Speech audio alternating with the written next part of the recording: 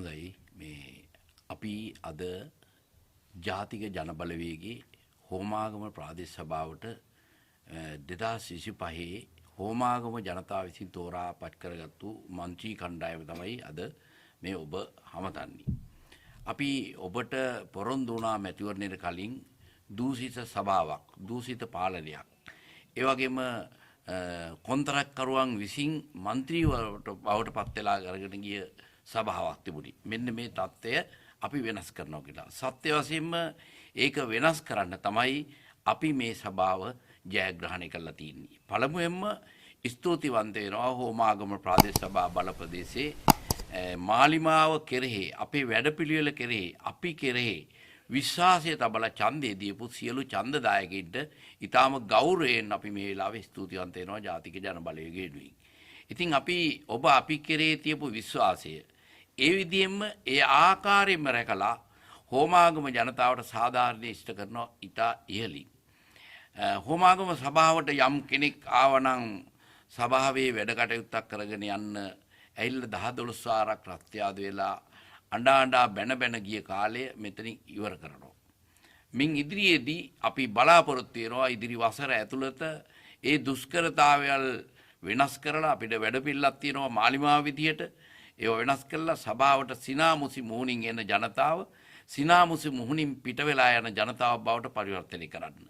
අන්න ඒ පරිවර්තනයේ වගකීම බාරගත්තු නියමුවන් 28 දෙනා තමයි අද අපි ඔබ හමුවට ඇවිල්ලා මේ ප්‍රකාශය කරන්නේ. ඉතින් හෝමගම ජනතාවට ස්තුතිවන්ත කරමින් ඒ වගේම අපේ හෝමගම ප්‍රාදේශ සභාවේ අපිත් එක්ක කලින් ඉඳලා හිටපු මන්ත්‍රීවරු කීප දෙනත් ඒ අයගේ සහයෝගය ඇතුව නව නායකත්වයක් යටතේ අපි හෝමගම ප්‍රාදේශ සභාව ජයග්‍රහණයේ ඉහළටම ඔසවා තබනවා ජනතාවට ජයග්‍රහණ උපරිම සාධාරණ ඉෂ්ට කරනවා කියන දේ කියමින් මම මගේ වචන ස්වල්පය අවසන් කරනවා.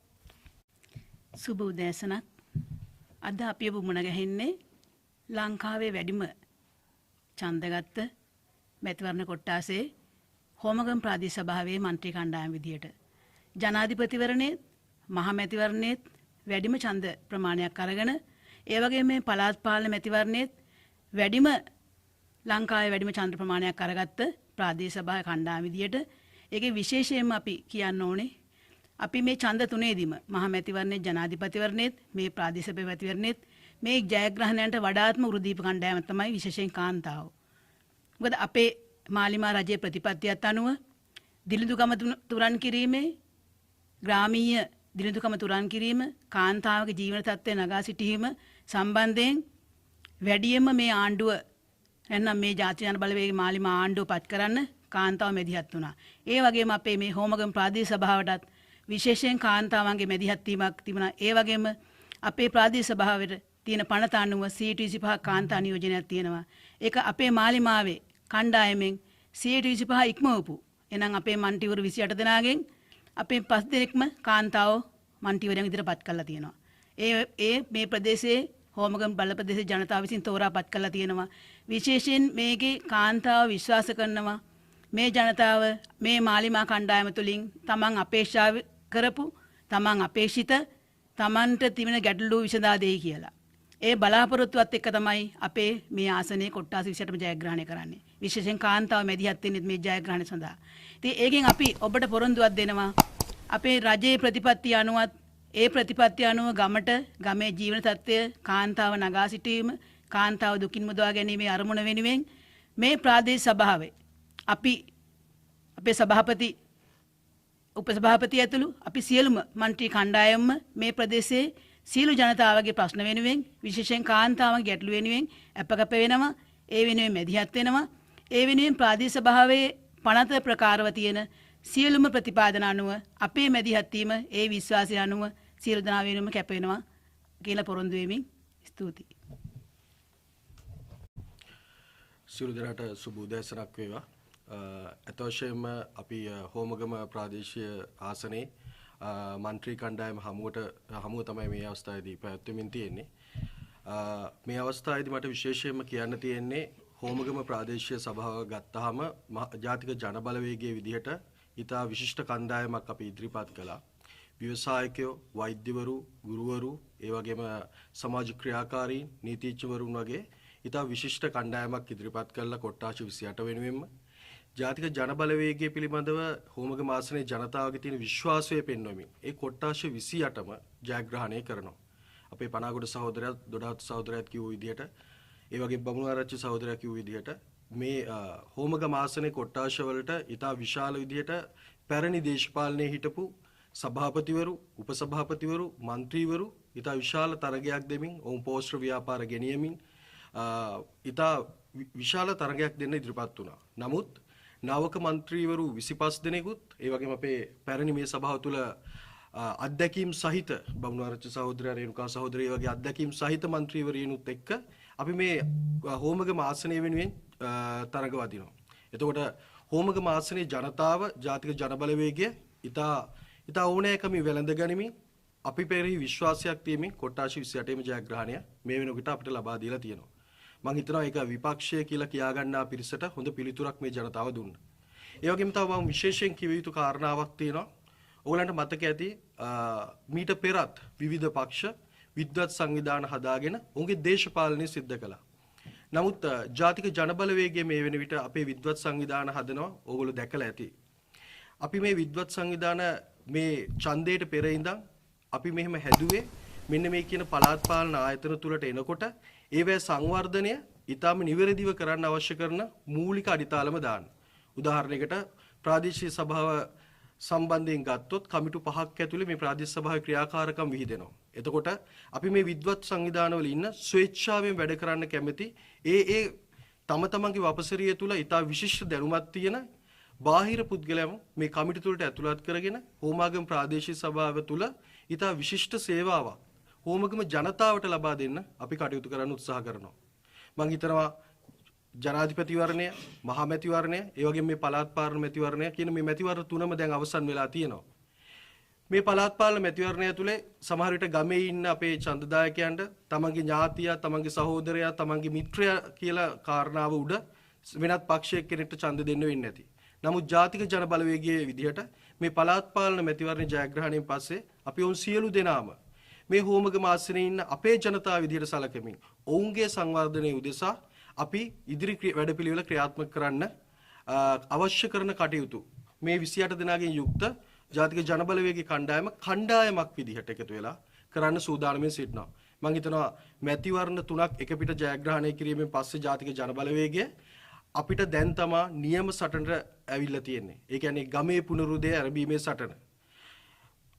මා ඇතුළුව මේ ඉන්න 28 දෙනාම විශ්වාස කරන එකම කාරණේ තමයි අපි මේ හෝමගම ප්‍රාදේශීය සභාව සමස්ත ශ්‍රී ලංකාවෙම තියෙන හොඳම ප්‍රාදේශීය සභාව බවට පත් කරන්නත් අංක 1 ආදර්ශමත් ප්‍රාදේශීය සභාව බවට පත් කරන්නත් මේ 2,16,000ක් වෙන ඡන්දදායකයන්ට අවශ්‍ය කරන සේවාව උපරිමයෙන් ලබා දෙන ලංකාවේ ආදර්ශයක් විදිහට ගන්න පුළුවන් ඉහළම සභාව බවට පත් කරන්නත් අවශ්‍ය කටයුතු කරන්න තමයි ජාතික ජනබලවේගයේ මේ කොට්ටාශ 28 മന്ത്രി කණ්ඩායම මේ වෙලාවේදී රොද්ද බැඳගෙන තියෙන්නේ. මම හිතනවා ඒකට ජනතාවත් සහාය දෙයි. ඔබ සියලු දෙනාටම ස්තුතිවන්ත වෙනවා.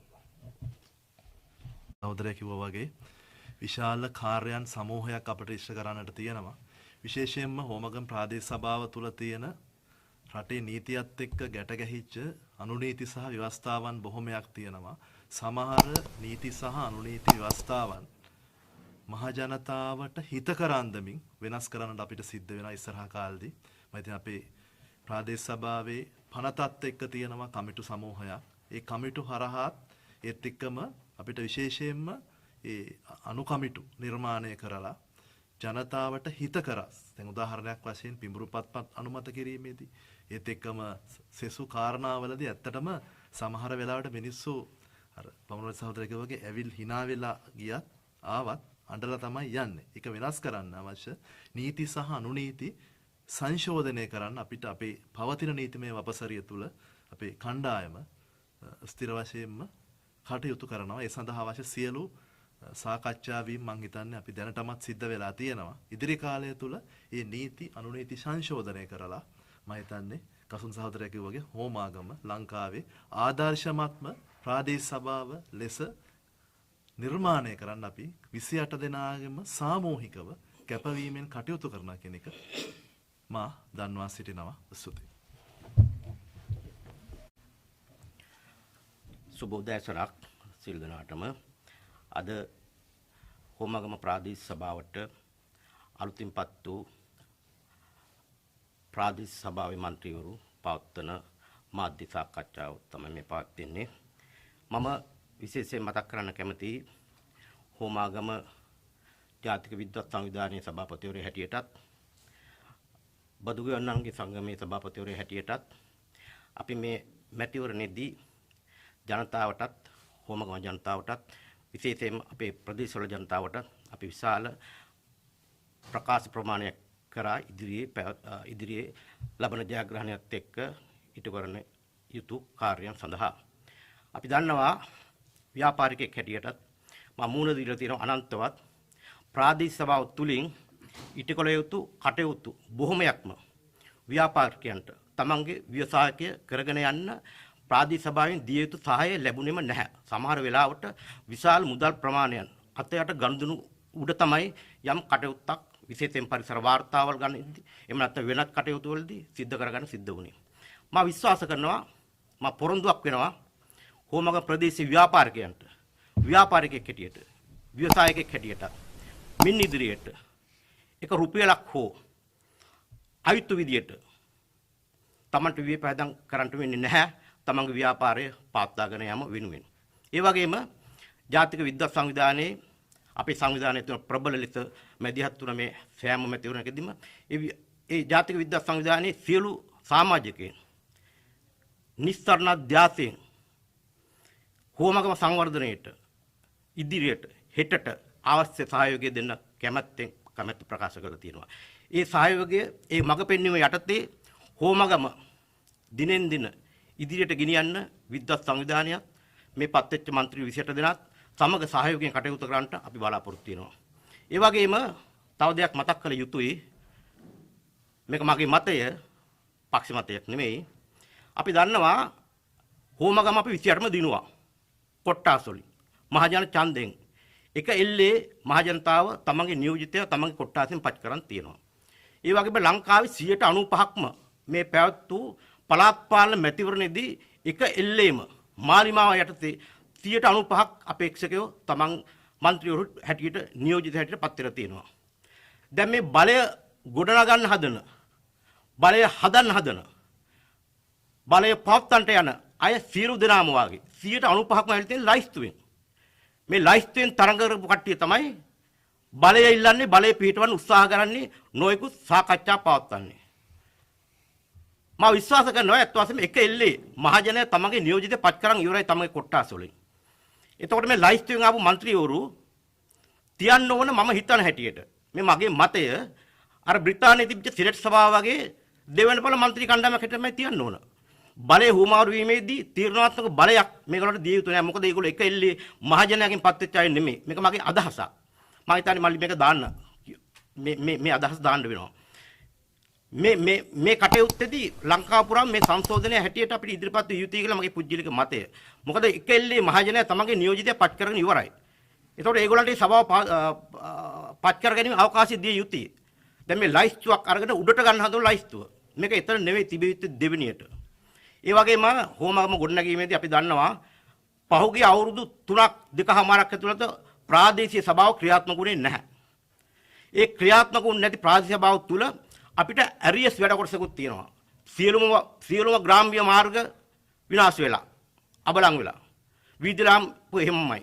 මාතෘසායන එහෙමමයි. හැමතැනම ප්‍රශ්න.